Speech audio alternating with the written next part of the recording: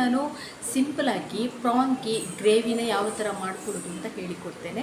ಇದಕ್ಕೆ ತುಂಬ ಏನು ಇಂಗ್ರೀಡಿಯೆಂಟ್ ಬೇಕಾಗಿಲ್ಲ. ಟೊಮೆಟೊ, ಈರುಳ್ಳಿ ಹಾಗೆ ಚಿಕನ್ ಸುಕ್ಕ ಪೌಡ್ರ್ ಇದ್ದರೆ ಸಾಕು. ಇದನ್ನು ಗಟ್ಟಿಯಾಗಿ ಗ್ರೇವಿ ನಾವು ಮಾಡ್ಕೋಬೋದು. ಹಾಗಾಗಿ ಸಿಂಪಲಾಗಿ ಹೇಗೆ ಮಾಡೋದು ಅಂತ ಇವತ್ತಿನ ವಿಡಿಯೋದಲ್ಲಿ ನಿಮ್ಮ ಜೊತೆ ಶೇರ್ ಮಾಡ್ತೀನಿ. ಬನ್ನಿ.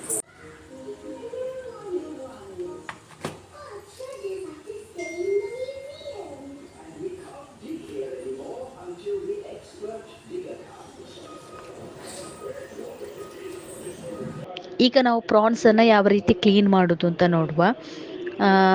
ಇದನ್ನು ಸುಲಭವಾಗಿ ಕ್ಲೀನ್ ಮಾಡೋದು ತುಂಬ ಕಷ್ಟ ಏನಿಲ್ಲ, ಈಸಿಯಾಗಿ ಮಾಡ್ಕೋಬೋದು. ಇದರ ತಲೆ ಭಾಗನ ಹೀಗೆ ತೆಗೆದ್ರೆ ಆಯಿತು. ನಂತರ ಇದರ ಹೊರಗಡೆ ಇರೋ ಕವರ್ನ ತೆಗಿಬೇಕು. ಹೀಗೆ ಸಿಂಪಲಾಗಿ ಇದನ್ನು ಕ್ಲೀನ್ ಮಾಡ್ಕೋಬೋದು.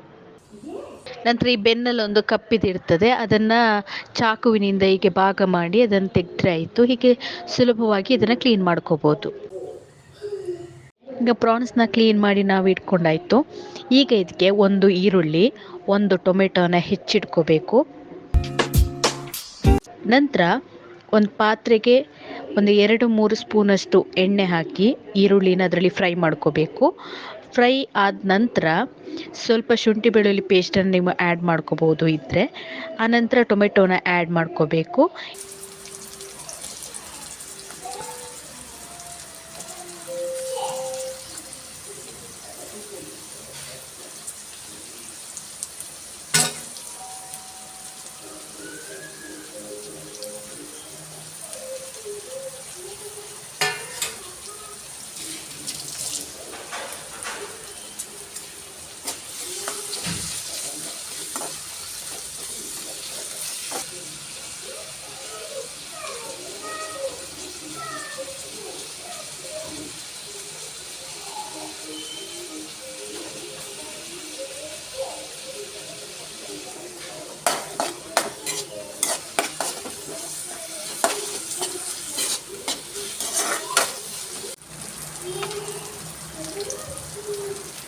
ಇದು ಚೆನ್ನಾಗಿ ಬೆಂದ ನಂತರ ಪ್ರಾನ್ಸನ್ನು ಇದಕ್ಕೆ ಆ್ಯಡ್ ಮಾಡಬೇಕು. ಸ್ವಲ್ಪ ಅರಿಶಿನ ಪೌಡ್ರ್ ಹಾಕಿ ಬೇಯಿಸ್ಕೋಬೇಕು.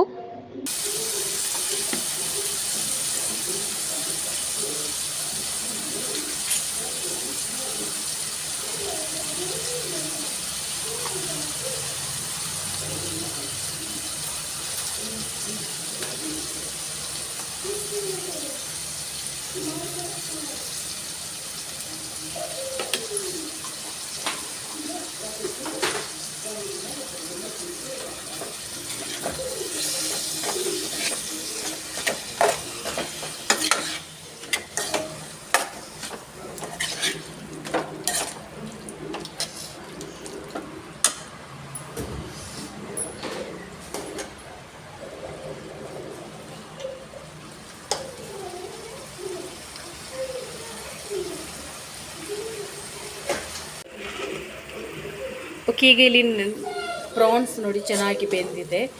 ಈಗ ಇದಕ್ಕೆ ಚಿಕನ್ ಸುಕ್ಕ ಪೌಡ್ರನ್ನ ನಾವು ಆ್ಯಡ್ ಮಾಡ್ಕೋಬೇಕು. ಓಕೆ, ಈಗ ನಾನಿಲ್ಲಿ 2 ಸ್ಪೂನಷ್ಟು ಚಿಕನ್ ಸುಕ್ಕ ಪೌಡ್ರನ್ನ ಇದಕ್ಕೆ ಸೇರಿಸ್ಕೊಂಡಿದ್ದೇನೆ. ಆನಂತರ ಇದು ಚೆನ್ನಾಗಿ ಕುದಿಬೇಕು. ಈ ನೀರಿನ ಅಂಶ ಉಂಟಲ್ಲ, ಇದು ಸ್ವಲ್ಪ ಡ್ರೈ ಆಗಬೇಕು.